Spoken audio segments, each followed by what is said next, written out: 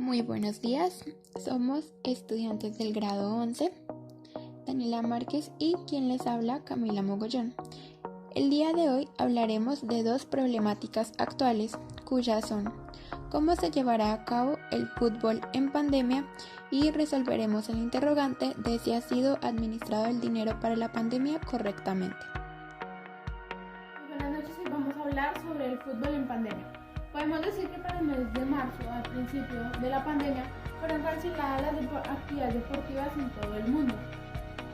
¿A qué se debió esto? A que para prevenir el brote de esta enfermedad. Es de anotar que los jugadores de los diferentes equipos realizaron desde sus diferentes residencias entrenamientos virtuales personalizados con el fin de no desmejorar un ámbito deportivo. Para el 9 de julio aproximadamente la Federación Colombiana de Fútbol y la División Mayor de Fútbol Colombiana realizó una propuesta para reactivar el fútbol colombiano con todos los protocolos de bioseguridad, que incluye que los encuentros se realicen a puerta y se tomen las medidas en el traslado de los jugadores. En este momento ya se están realizando los eventos deportivos en los diferentes estadios de Colombia, cumpliendo a cabalidad los protocolos exigidos por el Ministerio de Salud. Muchas gracias. Esto fue todo sobre el fútbol en pandemia. Hoy vengo a hablarles sobre todo el dinero destinado a la pandemia y resolver la interrogante de que se ha sido administrado de la forma más adecuada. Bueno, principalmente como todos sabemos, el Gobierno Nacional el 23 de marzo del 2020 ha implementado una serie de medidas preventivas para atender la emergencia de la pandemia del COVID-19. Estas medidas están orientadas a desarrollar tres objetivos fundamentales, que son: primero, fortalecer el sistema de salud. Segundo, ayudas sociales a la población en condición vulnerable. Y el tercero es la protección del empleo y el aparato productivo. En cuanto a los recursos para esto, el Gobierno Nacional habla de destinar 117 billones de pesos, de los cuales existe una bolsa para atender la emergencia que cuenta con 29 billones de pesos, que incluye recursos del Fondo de Mitigación de Emergencias, la FOM. Este es un fondo creado para atender la pandemia que proporciona liquidez a la nación, al sector financiero y a empresas privadas, públicas o mixtas, el cual ha recibido un total de 25.5 billones de pesos.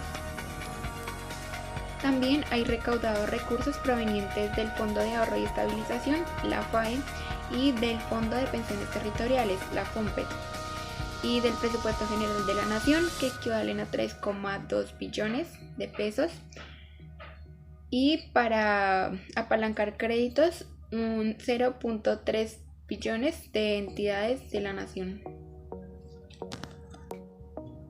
Bueno, ahora el uso de los recursos destinados para la emergencia del COVID-19 ha sido objeto de diversas críticas por parte de los congresistas de la República, puesto que manifiestan que no ha habido una total claridad y transparencia en las cifras del dinero invertido.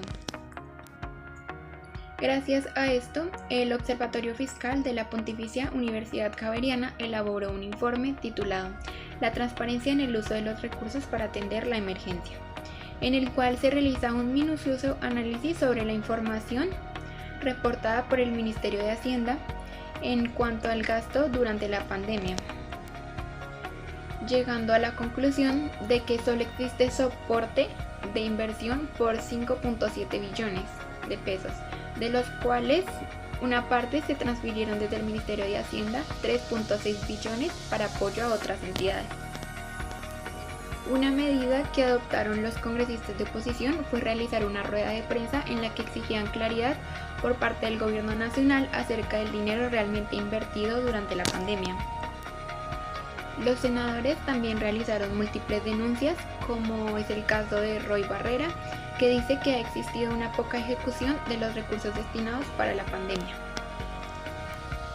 Ahora, hablando de cifras, para el sector salud se deberían destinar 7.2 billones de pesos, de los cuales se han comprometido recursos por 944.000 millones, de los cuales solo se han hecho pagos 232.000 millones. A su vez, de los recursos de la FOMED, solo se han invertido el 29% en sectores de la salud. Además de esto, el senador Roy Barrera informa que se han entregado 5.7 billones de pesos a EPS y no a los hospitales y centros hospitalarios, quienes son los que enfrentan directamente la atención de la pandemia y son quienes realmente lo necesitan. De igual forma, el senador Wilson Arias insiste que los dineros recaudados serían suficientes para financiar la renta básica en Colombia, propuesta a la que el Ministerio de Hacienda dijo sí en el pasado, pero no durante la emergencia. Algo que cabe mencionar es que no se ha permitido un control político en los más de 120 decretos que se han formulado durante la emergencia. Entre ellos está el polémico decreto 811 del 2020, que permite la venta de activos de la nación sin autorización previa del Congreso de la República, como puede ser el caso de Ecopetrol y la Cenit. Acciones que pueden tomarse como antidemocráticas y autoritarias por parte del gobierno nacional.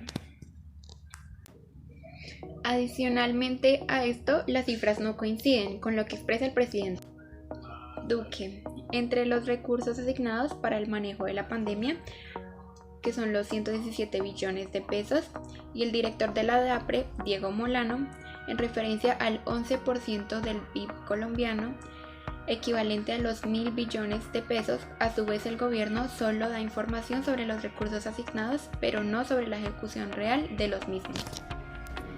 Para concluir, con esto podemos observar que existen muchas contradicciones e incoherencias entre los recursos recaudados y de igual forma ejecutados. También cabe resaltar que se están fomentando polémicas entre los diferentes medios de comunicación y no hay claridad en la información que poseen los ciudadanos en general, lo que lleva a generar muchas dudas sobre la transparencia en los recursos recaudados. Es realmente prioritario que el gobierno en estos tiempos de emergencia tome conciencia y no se aproveche de la situación haciendo mala ejecución de los recursos recaudados, ya que sus actuaciones dependen de la vida de cientos de colombianos y el progreso del país. También es fundamental que el gobierno dé a conocer el libro blanco, que corresponde a un informe de rendición de cuentas en el que se da la información completa sobre la ejecución de los recursos, el cual debe ser de fácil lectura e interpretación por parte de la ciudadanía en general y debe ir acompañado de ayudas visuales y evidencias de la información donde se pueda comprobar el uso de los recursos. Y bueno, esto ha sido todo por hoy. Espero que les haya ayudado de claridad y muchas gracias por su atención.